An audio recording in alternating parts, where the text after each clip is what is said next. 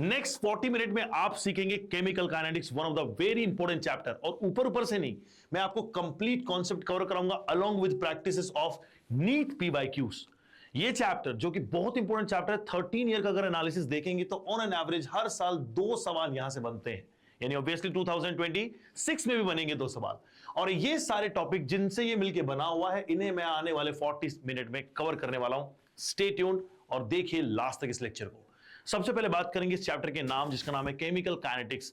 एक ऐसी branch of physical chemistry जो कि डील करती है रिएक्शन की स्पीड के साथ, कि रेट ऑफ रिएक्शन क्या है, मैकेनिज्म क्या है, किस तरीके से रिएक्शन होती है, और साथ ही साथ में कौन से फैक्टर हैं जो कि अफेक्ट कर देंगे रेट ऑफ रिएक्शन को। इन तीनों चीजों की स्टडी करना ही क्या कहलाता है, केमिकल काइनेटिक्स। अब समझते हैं कि केमिकल काइनेटिक्स में रेट का मीनिंग क्या होता है। रेट मतलब किस वेलोसिटी या किस स्पीड से कोई रिएक्शन होती है। तो बच्चों हमेशा याद रखेंगे कि अगर हम रेट की बात करें तो इसे हम कंसंट्रेशन या प्रेशर के टर्म्स में मेजर कर सकते हैं, यानी कितने रेट से रिएक्टेंट कंज्यूम हो रहे हैं या कितने रेट से प्रोडक्ट बन रहे हैं। तो अगर मान लीजिए कोई एक सिंपल रिएक्शन का एग्जांपल लूं, जैसे कि मान लीजिए आपके पास में R से लेके P अगर मेरे पास में कोई प्रोडक्ट बनते हैं, तो उस रेट के लिए जो रेट ऑफ रिएक्शन हो जाती है दोस्तों, किसी भी पर्टिकुलर फाइनाइट टाइम इंटरवल के अंदर जब निकालेंगे तो निकलती है एवरेज रेट ऑफ रिएक्शन। बहुत सिंपल सा फॉर्मूला है, average rate of reaction is concentration of product at T2 time minus concentration of product at T1 time upon T2 minus T1, यानी change in concentration upon time is the rate of reaction.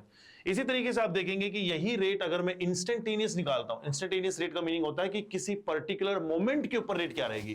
तो दोस्तों किसी भी moment के ऊपर जब आप dy by dx करते हैं तो उसे बोलते हैं स्लोप ऑफ द कर्व। मान लीजिए अगर ये कोई रिएक्शन है और ये ग्राफ 0 शुरू में प्रोडक्ट है, प्रोडक्ट धीरे धीरे बढ़ते जा रहे हैं, प्रोडक्ट के बढ़ने से अगर किसी भी पर्टिकुलर पॉइंट या टाइम पे मुझे क्या निकालना है, यहां पे निकालना है टेंजेंट लूंगा, और इस टेंजेंट के ऊपर कितना एंगल है, इस पर्टिकुलर एंगल थीटा के ऊपर कितना टेन थीटा होता है, वो होता है इसका रेट ऑफ रिएक्शन, जो कि पॉजिटिव स्लोप है dp by dt। प्रोडक्ट के टर्म्स में dp by dt, रिएक्टेंट के टर्म्स में minus dr by dt। Anyways इसको थोड़ा सा और इजीली समझते हैं। जैसे मान लीजिए कोई भी केमिकल रिएक्शन AA, BB और CC और DD टाइप की कोई केमिकल रिएक्शन है, जहां पे C और D प्रोडक्ट्स हैं, A और B रिएक्टेंट है। याद रखिएगा कि रेट ऑफ रिएक्शन हमेशा इस बात पे डिपेंडेंट होती है कि आपके रिएक्टेंट या प्रोडक्ट के कोएफिशिएंट क्या है। तो कोएफिशिएंट को कंसीडर करते हुए negative of 1 by A d of dA by dt should be equals to negative of 1 by B dB by dt। देखिए दोस्तों हमेशा रेट ऑफ रिएक्शन को पॉजिटिव लेना है, इसीलिए change in concentration of reactant positive करने के लिए मैंने एक नेगेटिव साइन अप्लाई कर दिया है। Then coming to positive products, तो 1 upon small c dc by dt, और अगर मैं बात करूं d के रिस्पेक्ट में तो बनेगा 1 by small d dd by dt। तो प्यारे बच्चों ये बहुत ही इंपॉर्टेंट मैंने एक्सप्रेशन लिखा है जो कि आपके काम आएगा आने वाले कुछ समय में। एक सवाल से इस बात को समझते हैं कि N2 + 3H2 अगर 2NH3 है तो इस एक्सप्रेशन को कैसे लिखा जा सकता है। तो डेफिनेटली यहां पे मैं लिख सकता हूं कि माइनस का dN2 by dt should be equals to minus का 1 by 3 dH2 by dt should be equals to positive का 1 by 2 dNH3 by dt। इसी तरीके से डिफाइंड है रेट ऑफ केमिकल रिएक्शन। तो क्या आप चेक कर सकते हो यहां पे करेक्ट आंसर क्या हो जाएगा? यस सर, बिल्कुल D is the right answer. आगे बढ़ते हैं।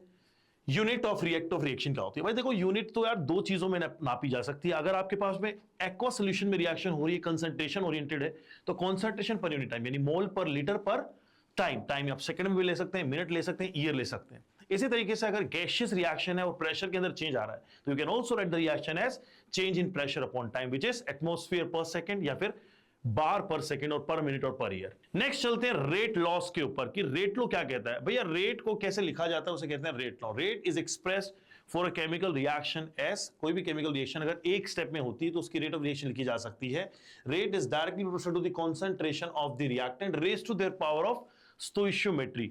अब देखिए दोस्तों अगर ये रिएक्शन एक सिंगल स्टेप में हो रही है, एलिमेंट्री रिएक्शन है, उस केस में जो पावर्स होंगी P Q R उन्हीं का सम बन जाएगा टोटल ऑर्डर, और यही ऑर्डर जो रहेगा किसका रहेगा? रेट ऑफ रिएक्शन का। तो reaction is directly proportional to A to the power P Q R। लेकिन अगर कोई भी रिएक्शन, देखिए ध्यान से, ये P Q R क्या है? इसके स्टोइशियोमेट्रिक कोएफिशिएंट है। लेकिन अगर रिएक्शन कॉम्प्लीमेंट्री कॉम्प्लेक्स रिएक्शन है, मोर देन वन स्टेप में होती है, तो ऐसे रिएक्शंस के लिए rate is directly proportional to A to the power X B to the power Y A to the power Z। यहां पे X Y और Z जो होते हैं दे मे और may not be equals to the stoichiometric coefficient of P Q R। कैसे निकालना है उसे समझना पड़ेगा हमें रेट कांस्टेंट से। सबसे पहले मैं आपको समझाता हूं रेट कांस्टेंट क्या होता है। देखिए जैसे कि आपने लिखा रेट लॉ में कि rate is directly proportional to the concentration of reactant raised to their power of some number, तो जो नंबर होता है वो ऑर्डर ऑफ रिएक्शन है। आर जो होता है अगर उसका प्रोपोर्शनैलिटी कांस्टेंट देखा जाए तो उसे कहते हैं रेट कांस्टेंट। ये रेट कांस्टेंट जो होता है प्यारे बच्चों, उसकी यूनिट कैसे निकलेगी? रेट की यूनिट क्या होती थी? मोल पर लीटर पर सेकंड या पर टाइम।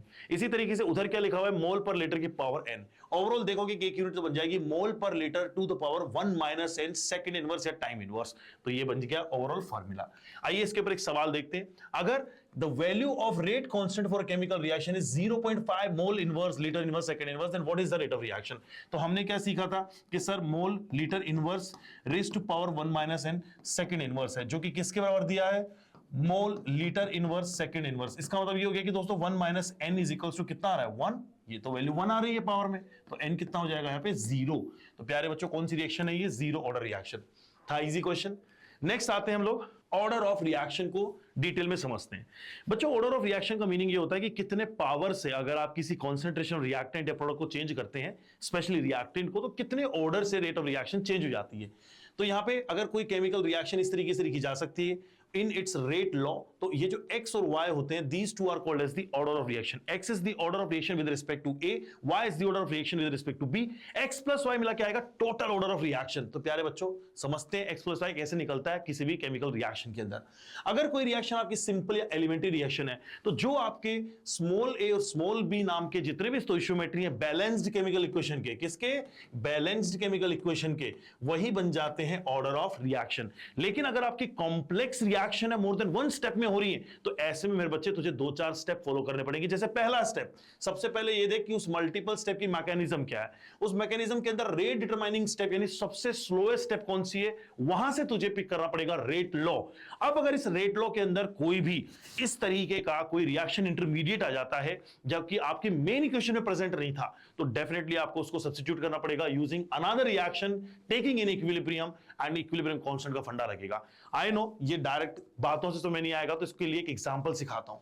जैसे कि एक एग्जांपल है, twice of nitric oxide reacts with hydrogen giving you nitrogen and water. ये मेन इक्वेशन है। अगर कोई भी स्पीशी रेट लॉ के अंदर ऐसी आती जो मेन इक्वेशन का पार्ट नहीं है, इसका मतलब वो रिएक्शन इंटरमीडिएट है, that need to be substituted. तो रिएक्शन का हमने मैकेनिज्म देखा, हमने देखा कि सबसे स्लोएस्ट स्टेप है सेकंड वाली, तो इसके ऊपर हम क्या लगा देंगे? Rate law. रेट लॉ लिखेंगे तो क्या बनेगा? R equals to K into N2O2 into H2 की पावर 1। क्या N2O2 इस इक्वेशन में प्रेजेंट था? ना। इसका मतलब N2O2 क्या है? Reaction intermediate, that needs to be substituted. तो उसके लिए कोई एक स्टेप को इक्विलिब्रियम में मानेंगे। इक्विलिब्रियम में कौन सी दी हुई है? हमारे पास ये वाली स्टेप इक्विलिब्रियम में दी हुई है। इक्विलिब्रियम स्टेप को जब हम के इक्विलिब्रियम निकालेंगे तो आएगा N2O2 कंसंट्रेशन अपॉन NO की कंसंट्रेशन की पावर 2। उसको सोल्व करके आप क्या निकाल सकते हैं? Concentration of N2O2 which is equals to some equilibrium constant into NO to the power 2। जब बच्चों आप इसको सब्स्टिट्यूट कर देंगे मेन इक्वेशन के अंदर, तो फाइनल इक्वेशन बनती है R is equals to some K dash new constant into NO की पावर 2 H2 की पावर 1। तो overall order with respect to NO क्या हो जाएगा? 2, और विद रिस्पेक्ट टू H2 क्या बन जाएगा? 1। ओवरऑल ऑर्डर हो जाएगा 3। This is how we calculate the order of complex reaction या फिर multiple step involved reaction। Next आपका जो टॉपिक है वो है मोलिकुलैरिटी। कितने नंबर ऑफ मॉलिक्यूल्स इन्वॉल्वड है किसी केमिकल रिएक्शन में। प्यारे बच्चों ये कॉन्सेप्ट सिर्फ सिंगल स्टेप यानी एलिमेंट्री रिएक्शन के लिए डिफाइंड है। उन सारी रिएक्शन में जितने नंबर ऑफ मॉलिक्यूल पार्टिसिपेट करेंगे दैट इज इट्स मोलिकुलैरिटी। और वो जनरली जो 1 भी हो सकती है, 2 भी हो सकती है, 3 भी हो सकती है। 3 बहुत रेयर है, लेकिन मोलिकुलैरिटी कैन नेवर बी 0। 0 कैसे मॉलिक्यूल टकरा सकते हैं? ना ही नेगेटिव होगी, ना ही फ्रैक्शनल होगी, ना ही इमेजिनरी होगी। देन एलिमेंट्री रिएक्शन के लिए ही ये डिफाइंड है। अगर कोई भी मोलिकुलैरिटी कॉम्प्लेक्स रिएक्शन के लिए पूछता है that is an invalid thing, क्योंकि कॉम्प्लेक्स रिएक्शन में हर एक स्टेप की अलग मोलिकुलैरिटी होगी। Now let's come to a question. Question कहता है कि the molecularity of a single step reaction is what. अरे भैया सिंगल स्टेप है तो जितने नंबर ऑफ रिएक्टेंट इन्वॉल्वड है that will be called as its molecularity. यहां पे कितने मॉलिक्यूल दिखाई दे रहे हैं रिएक्शन में? 2, तो इसकी मोलिकुलैरिटी कितनी हो जाएगी? 2। नेक्स्ट समझते integrated rate laws, one of the very important part of this chapter, जिसमें सवाल बनना तय है यार। मतलब कि आपको रेट लो दिया हुआ है, उस रेट लो पे अपन को काम करना पड़ेगा। पहले जैसे जीरो ऑर्डर रिएक्शंस की बात करें, यहां पे 2 ऑर्डर बड़े ही इंपॉर्टेंट है, जीरो एंड फर्स्ट ऑर्डर। उसके अलावा जनरल ऑर्डर ऑफ रिएक्शन में आपको सिखा दूंगा जिन पे आप डायरेक्टली फॉर्मूला रट सकते हो। पहले आते हैं जीरो ऑर्डर रिएक्शन की। कुछ एग्जांपल है। फोटोकेमिकल रिएक्शन, जनरली वो किसके प्रेजेंस होती है? सनलाइट, या फिर एंजाइम कैटालाइसिस की रिएक्शन, या फिर dissociation of gases on solid surface under high pressure, जैसे कि फॉस्फीन को निकल सरफेस पे, अमोनिया को प्लैटिनम के सरफेस पे डिकंपोज करवाया। ये सारे रिएक्शंस बनते हैं जीरो ऑर्डर रिएक्शन, जो हमें याद रखने चाहिए। देन आता है जीरो ऑर्डर रिएक्शन के लिए इंटीग्रेटेड रेट लॉ कैसे निकालूं। दोस्तों एक सिंपल सी इक्वेशन अज्यूम कीजिए, रिएक्टेंट गिव्स प्रोडक्ट। जब समय शून्य है, रिएक्शन शुरू हुई है, तो सिर्फ प्रेजेंट है रिएक्टेंट A0। प्रोडक्ट कितने हैं 0। जैसे ही आप टी टाइम पे पहुंचोगे कुछ पार्ट डिसोशिएट हो गया which is A not minus x, जिसे हम कहेंगे AT। AT means concentration of reactant at T time, और ये कितना बन जाएगा जितना डिसोशिएट हो which is x। Rate of reaction क्या होती है dp बाय dx, तो dp बाय dx क्या बनेगी बच्चों, dp बाय dx बन जाएगी dx by dt। dx by dt is equals to k into AT to the power कितना हो जाएगा जीरो ऑर्डर रिएक्शन के लिए 0, यानी ये कांस्टेंट के बराबर है, दोनों तरफ इंटीग्रेटेड बन गया। बिल्कुल सिंपल सा फॉर्मूला बन जाएगा कि x is equals to kt, जो कि है A not minus AT equals to kt। ये रिएक्शन आपको, ये फॉर्मूला आपको रट लेना है, because this formula is actually your integrated rate law for zero order reaction. अब आता है हाफ लाइफ क्या होती है। अरे बच्चे, ऐसा टाइम जिसमें इनिशियल रिएक्टेंट तुम्हारे आधे हो जाएं, रिएक्टेंट आधे कंज्यूम हो चुके हैं, इसे कहते हैं हाफ लाइफ। निकालने का सिंपल सा फॉर्मूला है AT का लेना पड़ेगा A नॉट बाय 2, तो फॉर्मूला बन जाएगा कि AT A not minus AT, यानी A not minus A not by 2 is equals to KT। जब सोल्व करोगे तो T हाफ आ जाएगा A not bye 2K। Simple है। आइए चलते हैं फर्स्ट ऑर्डर रिएक्शन के ऊपर। फर्स्ट ऑर्डर रिएक्शन वो सब रिएक्शंस होती हैं जिन रिएक्शंस के अंदर मेनली रेट ऑफ रिएक्शन एक ही या पावर ऑफ 1 के ऊपर, रिएक्टेंट की पावर 1 के ऊपर डिपेंडेंट होती है। जैसे कि एक रिएक्शन यहां पे दी हुई है कि अगर आपके पास में बेंजीन डायाजोनियम क्लोराइड है तो उसका डिसोसिएशन होके बेंजीन क्लोराइड और N2 बना लेना, it's a first order reaction. जैसे N2O5 का डिसोसिएशन होके NO2 और O2 देना, is a first order reaction. H2O2 का डिकंपोज होके H2 और O2 जाना, ये भी एक फर्स्ट ऑर्डर रिएक्शन है। और सबसे ज्यादा इंपॉर्टेंट, जितने भी naturally occurring radio active decay होते हैं, आपके न्यूक्लियाई जो डिके होते हैं रेडियो एक्टिव रिएक्शंस के अंदर, न्यूक्लियर रिएक्शंस के अंदर, they all are first degree 1 degree reactions. आइए समझते हैं इसको कि रेट यहां पे दोस्तों R to the power reactant की पावर 1 के ऊपर डिपेंडेंट है। अगर कोई केमिकल रिएक्शन है R टू P, अगर T इज इक्वल टू 0 पे कंसंट्रेशन A नॉट है रिएक्टेंट की, T equal to T time पे X चला गया और बच गया AT, तो डिफरेंशियल रेट लो बन जाएगी R is equal to K into R, यानी रिएक्टेंट की पावर 1 which is AT to the power 1। जब हम इनको क्रॉस मल्टीप्लाई करके सॉल्व करते हैं, on solving the integration you will get that ln of A not minus 0 ln of A not minus AT, अच्छा जो भी सॉल्व करेंगे ln minus A not minus AT equals to KT। आप solve कर लीजिए और इस तरीके से आपके पास एक्सप्रेशन आ जाएगा। मैं एनीवेज इतना कोई रटने की जरूरत नहीं है। 3 इंपॉर्टेंट एक्सप्रेशंस है आपके सामने लिखे हुए जो आपको अभी के भी याद हो जाने चाहिए। That is AT equals to A not E to the power minus KT। A not अगर इसी तरीके से मैं इनको इन्वर्स कर दूंगा तो बनेगा A not is equals to AT E to the power positive KT। Solve करेंगे तो बनेगा ln of A T is equals to ln of A not minus KT, या फिर बन जाएगा ln of A not is equals to ln of A plus KT। तो दोस्तों एक जो सबसे ज्यादा फेमस है जिस पे आपके क्वेश्चन बनते हैं वो होता है K is equals to 2.303 by T logarithm of A not by AT, या फिर इसी को अगर हम लोग लिख देते हैं कि KT is equals to ln of A not by AT। तो दोस्तों ये सारे ही फॉर्मूला हमारे लिए बहुत इंपॉर्टेंट है, we all should learn them right now right away. अब बात करूंगा हाफ लाइफ की, एक ऐसा टाइम जहां पे AT आपको A नॉट बाय 2 लेना है। जब आप इसको फॉर्मूला में डालोगे तो you will get the formula T half is equals to 2.303 की logarithm of A not by 2, जो कि अपना 2 हो जाएगा। log 2 की वैल्यू में पता है, log 2 होता है 0.3, तो बन जाएगा 0.693 by K, जिसे आप ln 2 by K भी कह सकते हो। We can see that half life of a first order reaction is independent of the concentration of reactant। आइए अब बात करते हैं सेकंड और nth ऑर्डर की। सेकंड ऑर्डर को डायरेक्टली लर्न कर लीजिए, इंटीग्रेटेड रेट लो आप डिराइव कर सकते हैं, which is very simple, 1 upon AT minus 1 upon A not equals to KT। इसी के थ्रू अगर आप हाफ लाइफ निकालने जाएंगे तो बन जाएगा 1 by K into A not.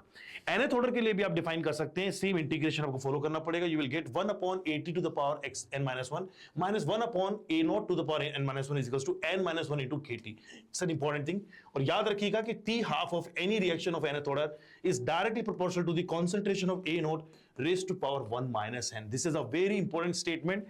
It helps us to identify the order of reaction। कोई भी रिएक्शन का ऑर्डर आप पता कर सकते हो using this formula। Then last topic इस चैप्टर का जो कि होता है factors affecting rate of reaction, जिसी में हम बहुत सारे फैक्टर्स भी कंसिडर कर लेंगे और बहुत अच्छे थियरीज भी पढ़ लेंगे। जैसे सबसे पहले आता है कि कौन कौन से फैक्टर आपको कवर करने हैं। इन सब फैक्टर्स में एक एक करके कवर करते हैं। सबसे पहले आते हैं nature of reactant and product का क्या मतलब है। नेचर का मतलब ये हो गया दोस्तों कि अगर आपके पास में सॉलिड, लिक्विड और गैसियस रिएक्टेंट्स हैं तो सबसे फास्ट रिएक्शन करने वाले होंगे गैसेस, क्योंकि गैसेस की ऑलरेडी एनर्जी बहुत ज्यादा है। The energy really required to reach to a particular activation energy then going to form the product will always be lesser for gases. देखिए यहाँ पे गैसेस के लिए रिक्वायरमेंट सबसे कम है, देन लिक्विड्स की रिक्वायरमेंट थोड़ी ज्यादा है, सॉलिड्स की रिक्वायरमेंट और ज्यादा है। So we can see that gases can give you faster reaction। Number 2, surface area। दोस्तों surface area भी बहुत बड़ा फैक्टर है। आपको पता है कि पाउडर्ड शुगर पानी में जल्दी डिसोल्व होती है और क्यूबिकल शुगर धीरे धीरे डिसोल्व होती है। तो रीजन इज क्योंकि ज्यादा सरफेस एरिया तो ज्यादा आपके पास में रेट ऑफ रिएक्शन हो जाएगी। Third thing is nature of reactant product में आता है केमिकल नेचर ऑफ रिएक्टेंट। देखिए दोस्तों, कई बार वो सारे रिएक्शन जिसमें ज्यादा नंबर ऑफ बॉन्ड टूटते हैं और ज्यादा नंबर ऑफ बॉन्ड टूट के कम बॉन्ड्स बनते हैं, वो जनरली स्लो होती है। और वो रिएक्शन जिसमें ज्यादा नंबर ऑफ बॉन्ड्स ही बन रहे हैं या कम नंबर ऑफ बॉन्ड्स टूटते हैं, ऐसे रिएक्शंस फास्टर होती है, जैसे कि elimination versus substitution.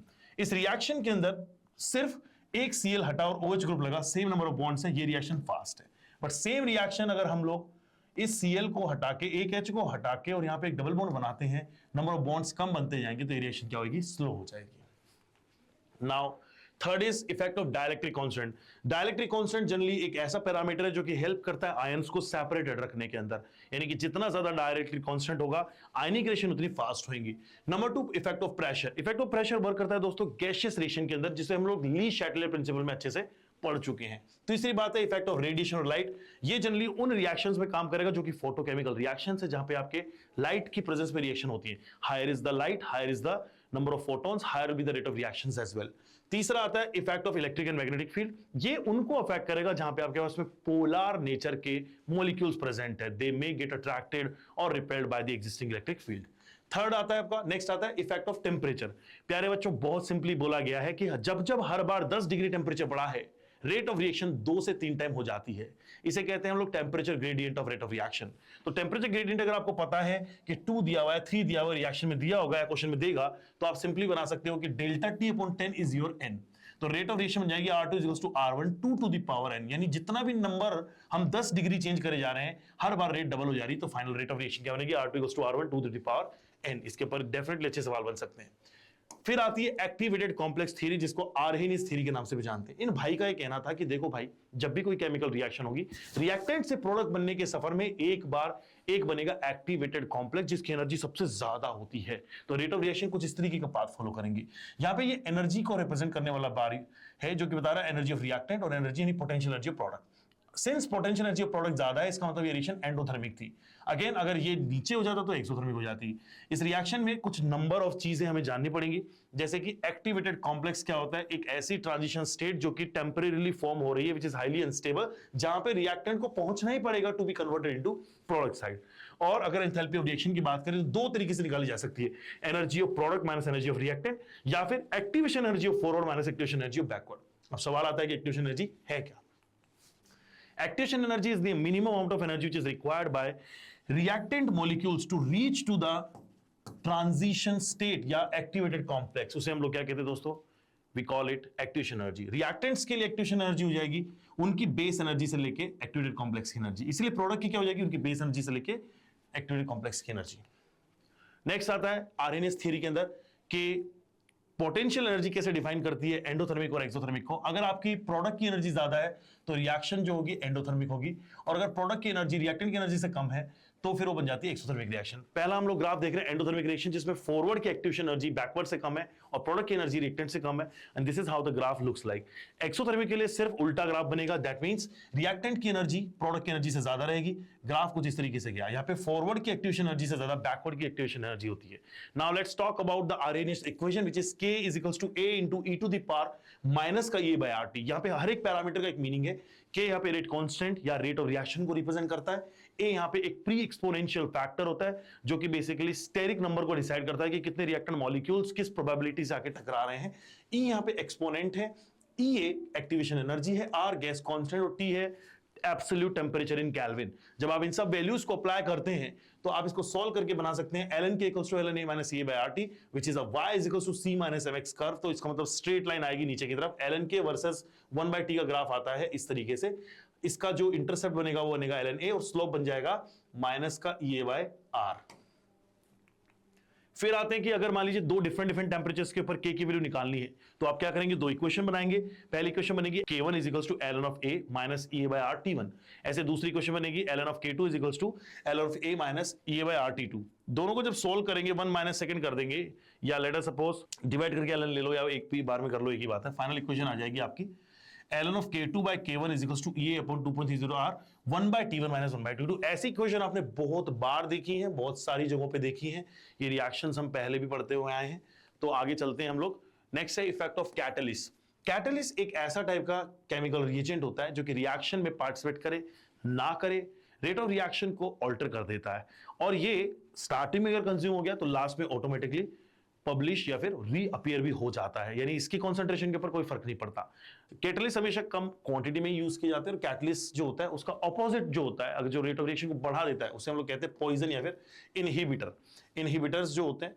And these actions of catalyst can be understand by the activation complex theory. कैसे समझते हैं, आइए मैं समझाता हूं। तो अगर मान लीजिए एक रिएक्शन आपने कैरी आउट की विदाउट कैटलिस्ट और एक कैरी की विद कैटलिस्ट, तो आप देखेंगे कि जो विदाउट कैटलिस्ट होगी उसके लिए activation energy is too much, लेकिन कैटलिस्ट के साथ में एक्टिवेशन एनर्जी घट जाती है। तो कैटलिस्ट का मेन पर्पस होता है to provide an alternate path of reaction, ताकि रेट ऑफ रिएक्शन को फास्ट किया जा सके। ये रिएक्टेंट से प्रोडक्ट जाना हो या प्रोडक्ट से रिएक्टेंट जाना हो, दोनों तरफ इक्वल रेट में फास्ट करेगा, इक्वली फास्ट करेगा रेट ऑफ रिएक्शन को फास्टर पहुंचाने में। लेकिन कभी भी ये किसी भी तरह की रिएक्शन की गिब्स एनर्जी को डिस्टर्ब नहीं करता, यानी रिएक्शन स्पॉन्टेनियस है तो होगी, अगर नॉन स्पॉन्टेनियस है तो कैटलिस्ट डालने से भी नहीं होगी। Also delta G does not alter the enthalpy of reaction. Now let's have collision theory. Collision theory is one of the very inspired theory, यानी आपने जो अभी एक्टिवेटेड कॉम्प्लेक्स थियरी पढ़ी उससे काफी मिलती जुलती थियरी है। इसका कहना है कि अगर कोई केमिकल रिएक्शन हो रही है तो मॉलिक्यूल को टकराओ तो सही, जब मॉलिक्यूल टकराएंगे तो रेट ऑफ रिएक्शन होगी या रिएक्शन हो पाएगी। मैक्स स्ट्रॉन्स और विलियम लुइस ने दी थी 1916 के आसपास थ्योरी, जो कि काइनेटिक थ्योरी ऑफ गैसेस के ऊपर बेस्ड अपॉन है। एक सिंपल सा फॉर्मूला याद कर लो मेरे बच्चे, which is PZAV e to the power EA/RT। जब क्या होता है, rate of reaction is equals to P को बोलते हैं प्रोबेबिलिटी फैक्टर, कि भाई कितने नंबर ऑफ मॉलिक्यूल्स आपस में सही डायरेक्शन में टकरा रहे हैं। Then Z is the frequency, कि कितने नंबर ऑफ मॉलिक्यूल टकरा रहे हैं। P is the probability of their collision in सही डायरेक्शन, और Z is the probability of their collision, number of collision. And E is exponent EA to the RT, वही activation energy, gas constant temperature है। ये जो factor है E to the power EA/RT दोस्तों, ये represent करता है कि कितने number of fraction of molecules हैं जिनकी एनर्जी रिक्वायर्ड एनर्जी यानी एक्टिवेशन एनर्जी से ज्यादा है या बराबर है। सो ओवरऑल मिला के आपका R बन जाता है PZE to the power EA/RT। एक क्वेश्चन देख लेते हैं इसी के ऊपर। The presence of catalyst heat evolve और absorb during the reaction does what, बढ़ेगी, घटेगी, अनचेंज रहेगी, कुछ भी, तो भैया इसका आंसर आ जाएगा दिस रिमेन्स अनचेंज, क्योंकि इसको इफेक्ट ही नहीं पड़ता। प्यारे बच्चों, आई होप कि आपको ये चैप्टर बहुत अच्छे समझ में आ गया होगा। मैं और भी चैप्टर्स फास्ट करके लेके आता रहूंगा। मेरे चैप्टर्स को सर्कुलेट कीजिए अपने दोस्तों में, खुद भी पढ़िए और लाइक कीजिए, जल्दी कमेंट करके बताइए आपको ये कैसा लगा session. All the very best, bye bye everybody, get your PDF from here.